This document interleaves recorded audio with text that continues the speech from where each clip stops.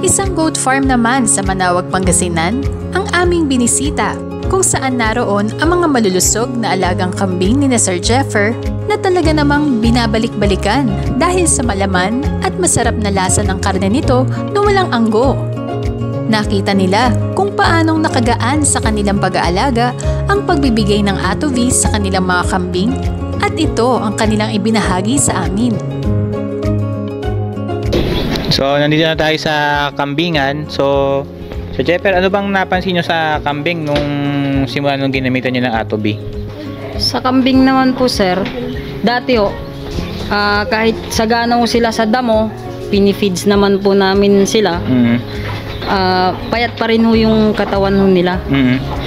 Ngayon, nung ginamitan ho namin sila ng atobi, nag-atobi na ho sila, mabilis ho lumaki yung katawan ho nila. Tsaka yung mga anak ko dati, sunod-sunod ho namamatay, mga 3 to 1 week lang ho namamatay ho yung mga anak ng kambing ho namin. Kaya yun, nung ginamitan ho namin ng atobi, yun nga, nagtaka ho kami kasi biglang lumaki ho yung katawan ho nila. Tapos yung mga inahin ho, pag nanganak ho sila dati 2, pinakamatas na ho namin 3. Ngayon nung nag-atobi po kami, may nanganak po ng 4. Yun po yung nasa dulo. Ay, nasa dulo? Oo. Yun nagkakamot? Bali, 2 beses na ho siya nanganak ng 4. Talaga? Magkasunod 4 ha? Oo.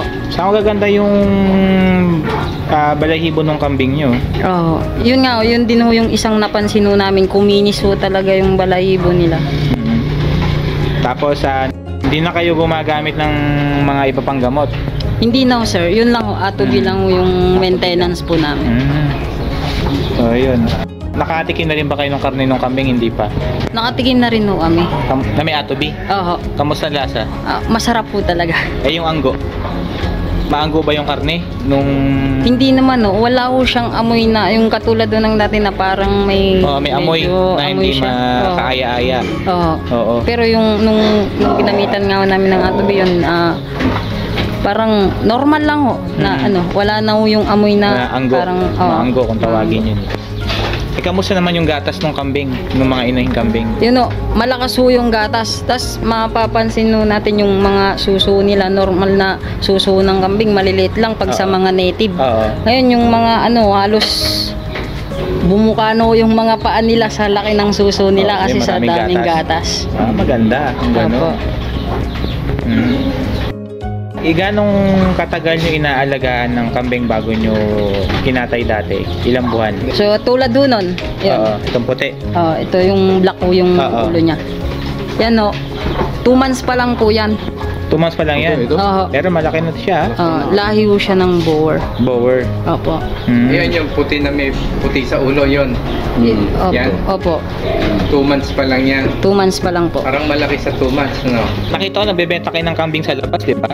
Opo. Sa katobi. Ano naman ang feedback ng mga kumukuha sila ng kambing? Yun yung mga bumabalik ho sila, sabi magaganda daw ho yung karne ng kambing ho namin dito. Tsaka malalaki ho yung laman. Malaman ho sila. Marami ho silang nakuha, kaya pabalik-balik na lang ho sila dito. Ano kaibahan ng karne dun sa dating walang atobi at may atobi? Yung may nagsasabi po na yun nga, yung ang sinasabi lang naman po nila is yung mabaho daw po yung Ngayon po, kinatay po nila na may atobi na nawala po yung baho, tapos mas sumarap daw po yung lasa. Nandun naman po yung ibang anak, 3 days. Yung mga ibang, ilang araw? 3 days po. 3 days. So nakikita nyo ngayon ay puro mga 3 days old pa lang na kambing. Kita nyo naman ang gaganda ng mga health condition ng mga kambing.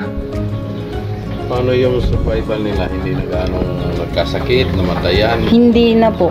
Hindi na? Dati po talaga namurong problema kami. Mga 1 week pa lang ng kambing. Yun, maliliksi po sila. Tapos pagka 1 week na po silang yung parang nananamlay na po sila. Tapos bigla-bigla na lang. Pagising na sa umaga, may makikita na lang kami. Patay na po yung anak ng kambing na So, anong mapapayo mo sa mga kababayan natin na gusto mag-alaga ng kambing? So yun po, kung yung mga gusto pong mag-alagaw ng kambing, pinakamainam po na gumamit po sila ng atobi. Pinakamagandang hindi na ho sila gagamit ng anong gamot man ho. Yung atobi na ho yung gagawin nilang maintenance. Mas maganda pa ho yung alaga nilang hayop. Gaganda pa ho. At saka bibilis ho yung paglaki ho nila, mas malaki ho yung kita nila. Maganda. Mapa native na kambing man o hybrid ay talagang low maintenance ang ating pag-aalaga basta't katuwang ang ATOV. Lalaking malulusog ang ating mga alagang kambing kaya siguradong dekalidad na karne ang ating aanihin.